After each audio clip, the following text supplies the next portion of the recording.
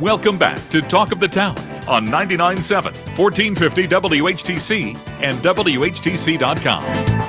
Welcome back to Talk of the Town for this Thursday, February 2nd. I'm Gary Stevens. It is the first Thursday of the month, which means at this time we get an update on what's going on in Allegan County law enforcement as we have our chat with the sheriff of Allegan County, Frank Baker. He joins us via the Zoom connection this morning. Frank, good morning and welcome back and Happy New Year. Happy New Year to you, Gary. Frank will be joined by Allegan County Administrator Rob Sarro. And if you have a question for either one of these gentlemen, they'll be happy to answer it at 616-395-1450, 616-395-1450.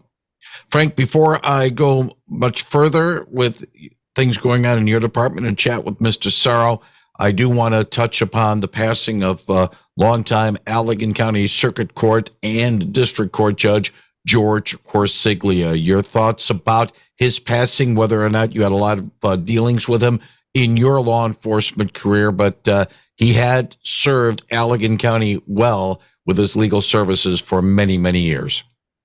You're most certainly correct. The judge is going to be very much missed. He was someone that was obviously a mentor to a lot of people in the judicial system here in Allegan County.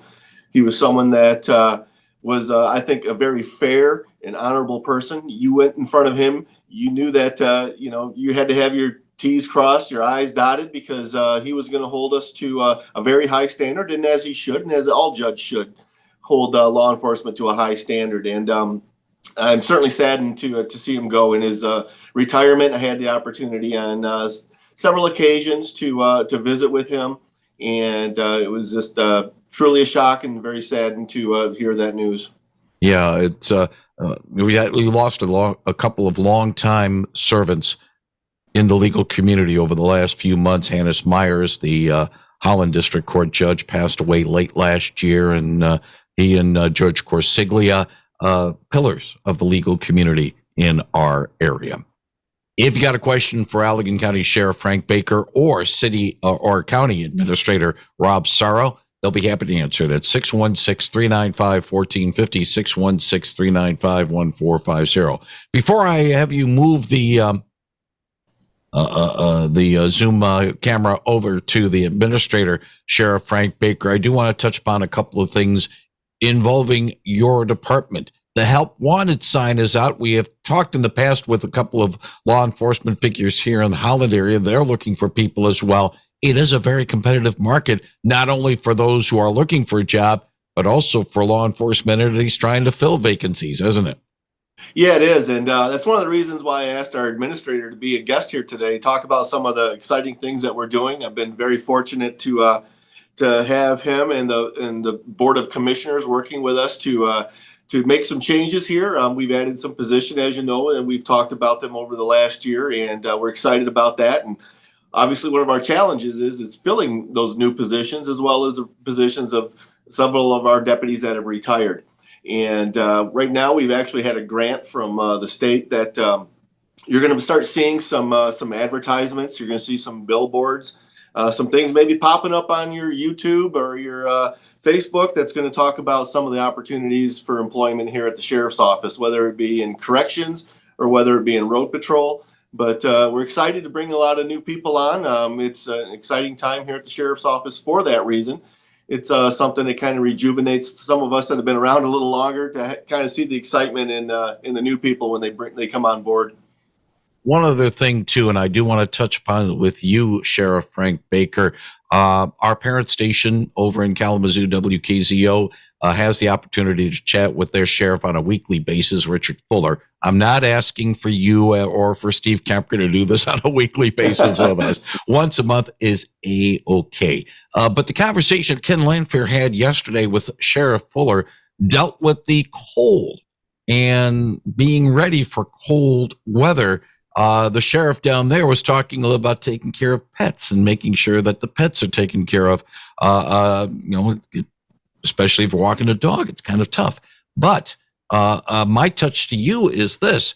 The AAA has issued a severe Arctic air warning because people, let's put it this way, they are sometimes caught unawares when we get bitterly cold weather. It's easy to think about weather when it's snowing, but when it's bitterly cold, sometimes, some things get out of mind. I would assume you are along the lines of AAA of making sure motorists are ready for cold weather. Correct. And, one of our winter driving tips, I think we did kind of last month, is talking about, making sure you have, a few provisions in the vehicle in case you do get stuck, having blankets, having a little bit of extra water, maybe some snacks, granola bars, in case it takes a little while for us to get there when you end up with slippery, icy roads. Just be prepared. The other thing is we work closely with our emergency management department so that in the event that there are, like we had a few years ago with the Arctic blast that happened, we have shelters and stuff that will become available. We don't stand them up until that need arises, but we want the public to know that should they be some of those people that find themselves either in a homeless situation or a situation without proper heat or electricity, that we'll have a place for them to be and for a place for them to go should an emergency like that arise for them. 616-395-1450. If you have a question for Allegan County Sheriff Allegan County Sheriff Frank Baker, 616-395-1450. Frank, as the camera's on me as we are recording this on Zoom, you can go ahead and swing over the camera to the Allegan County Administrator, Rob Sarro. And as the camera now is in, Rob, good morning and welcome back to WHTC. It's been a while, sir. Good morning, Gary. Yes, it has. Thank you for having me, and thank you, Sheriff, for inviting me. All right. If you got a question for the administrator, 616-395-1450. One thing that when we have a chance to have on a monthly basis, Allegan County Board Chairman Jim Story and Vice Chairman Dean Kappiga joining us, they cannot say enough about the work that you and your staff have done in the county, being able to operate the county on a very smooth basis. Even though there have been some struggling situations, it has moved. The ship of Allegan County has moved quite smoothly under your auspices. What do you attribute more than anything else to having a good operation as it appears to be right now in Allegan County? No, I appreciate that. It's very kind of the chair and the vice chair. They, really having a good leadership governance board as they're part of makes a world of difference. And just even at the board level, as you know, we've gone through changes. Through even my tenure, I've worked with the 11-member board, 7-member board, now 5-member board, and each step of the way, we really try to work on that sort of team-based environment, starting right from the board level and through our offices. And I really think that's been one of the keys, Gary, is putting a lot of time into development of the importance of working together, building a team culture. And as such, we're just fortunate. Most of our administrative team has 10 years, north of 15 years. And there's just a lot of experience, and we're keeping our eye on the future. The challenges, I would think, in Allegan County is twofold. One being the fact that it is a changing dynamic with the county. And what I'm saying about that is that for many years it was considered an agricultural county. It still is. But we're seeing more and more people as we see growth coming from Grand Rapids or growth coming up from Kalamazoo. More and more people moving into Allegan County, and we're seeing more development. Talk a little bit about trying to weigh the demands of the agricultural community, which is important, but also the demands of a growing community. Another exhibit right there, the development around Martin, the Gun Lake Casino area. That's a growing area as well. Wayland is growing as well. This is, the county's got some challenges, I would think, over the next few years of maybe establishing a new identity. Well, I think, Eric, key to that has been, recognizing each of these challenges also as an opportunity. And, we definitely need to be aware and practical about, the challenges that come with change and journey. And at the same time, I think part of our, more recent successes have been looking at these changes really as opportunities, figure out what from our culture and our past do we want to continue to, progress, and what changes can we adapt to moving forward. And you're right, our geographic location is allowing us great growth. I mean, we're the fourth fastest growing in the state right now as far as population. The change of bringing in, with the casino, it, has brought about challenges, but working together, we were able to get additional law enforcement contracts. The tribe is, every bit another government agency partner of ours, and we work so closely together. Through some of their help, we've been able to do things like, mobile health units. We've been able to, keep canine, deputies in place, and just so many different opportunities. So I think as we just look ahead and say, yeah, these are going to be some challenges, but how can we make these opportunities? One of the things that we've done, as in line with what you're saying here, is do community service surveys every 2 years, so that we're staying in touch with what our growing and changing community is wanting from us. We just completed one of those, and the Board of Commissioners is using it very deeply in their strategic planning. So, so some of our topics are looking different. We're talking now more about housing and how to do that. Part of it's also understanding our role. I think our board's been very clear. We have a lot of local units of government in Allegan County. Our board really wants to be a leader and a facilitator of that, but not necessarily try to dictate or intervene what's happening at the local level. So those are just a few things that share with you. The other thing too, and you just talked about dealing with things on a county as in a local level, and it's something we've discussed a little bit with Jim Story and with Dean Kapinga as well. The concerns concerning the Calkins Dam, the Allegan Dam, if you want to call it that. Whether or not it's going to be, decommissioned by Consumers Energy, they're looking to get public input, and not only in Allegan but other counties that do have dams operated by Consumers Energy, they want some finality or at least some guidance as to what to do in the future. How much of it on a county level can it be really done to deal with this matter, or is it strictly consumers and the local communities itself? Well, that's a great question. We've even been asked to look into that from a legal perspective. There's a lot of, things on the books in terms of historic meetings and permits, things of that nature. Honestly, Gary, from a direct authority perspective, it's not believed that the county really has a lot of authority to try to, dictate the ongoing nature of that dam through permits or anything of that nature. That said, what we can do and what the board has done a great job already with is just, again, taking that lead role. I think we were one of the first counties to pass a resolution encouraging the Michigan Economic Development, Corporation to and the Michigan Association of Counties to, get funding to do some economic impact studies for not just our community of what would happen if that dam closed, but also the other communities. And, just keeping things short, I would say that's already gained a lot of traction, and we're very confident that there's a commitment to do the studies. I think Consumers is at the table for that as well. And, we're just optimistic that by getting the right data and showing the win-win of keeping, those dams active in the communities that, hopefully those will continue. The other topic I want to touch base with you, Rob, is to how much does the administration and staff offices have on what the county board approved last month in dealing with expanding broadband, and the firm that's going to bring in perhaps better broadband for certain parts of the county, most notably the area around the Allegan game area that's maybe underserved.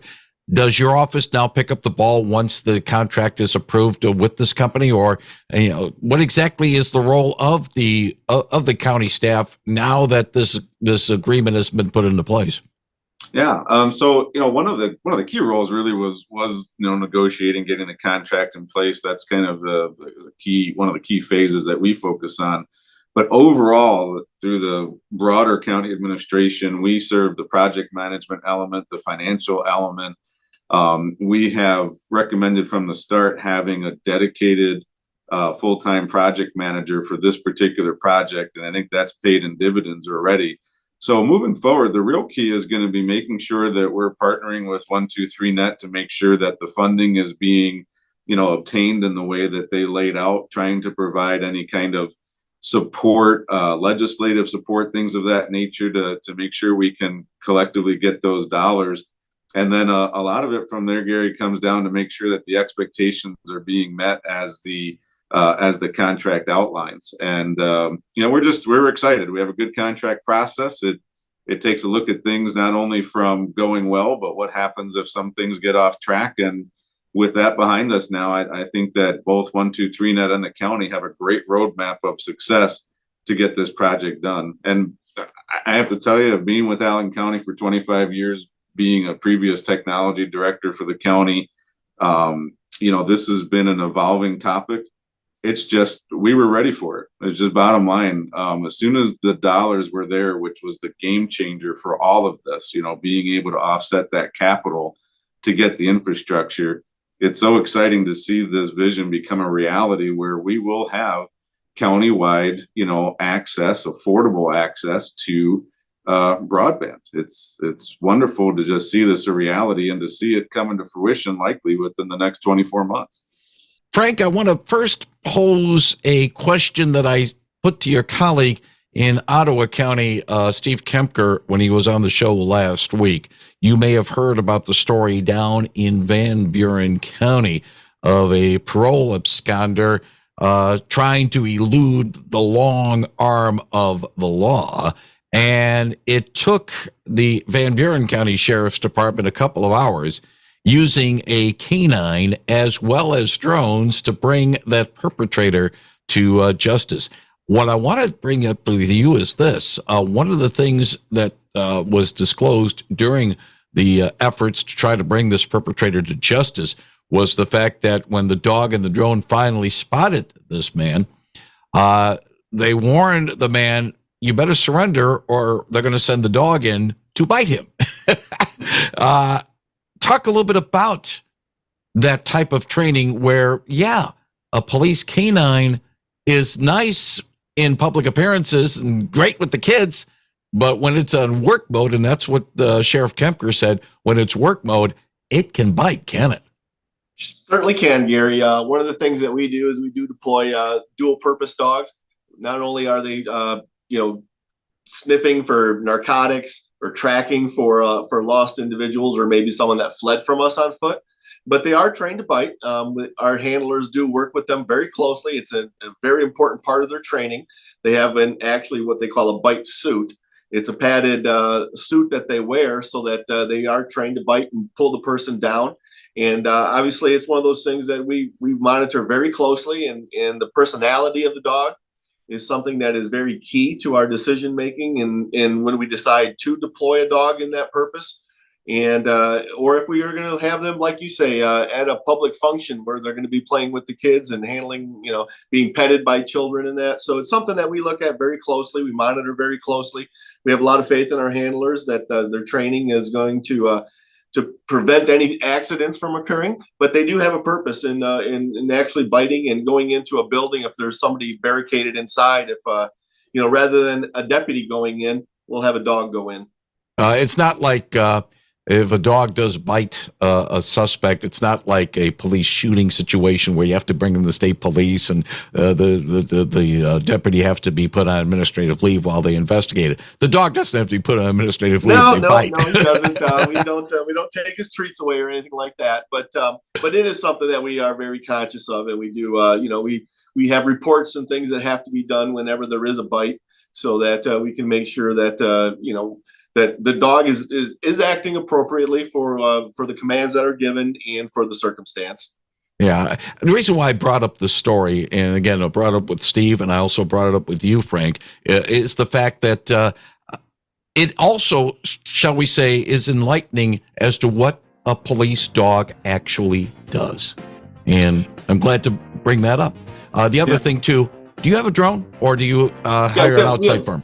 We have several. And they've been very useful in situations such as that. But more importantly, we're concerned about lost children, maybe individuals with dementia, Alzheimer's, so that we can use that for tracking purposes and to help. And it's been very helpful on many occasions. In fact, maybe I'll have one of our drone operators come in as a guest and we can talk about some of our success stories with you. That sounds like a good idea. Allegan County Sheriff Frank Baker, along with Allegan County Administrator Rob Sarro, thank you very much for joining us on Talk of the Town. Wish both of you well. Frank, look forward to chatting with you again next month. Thank you, Gary.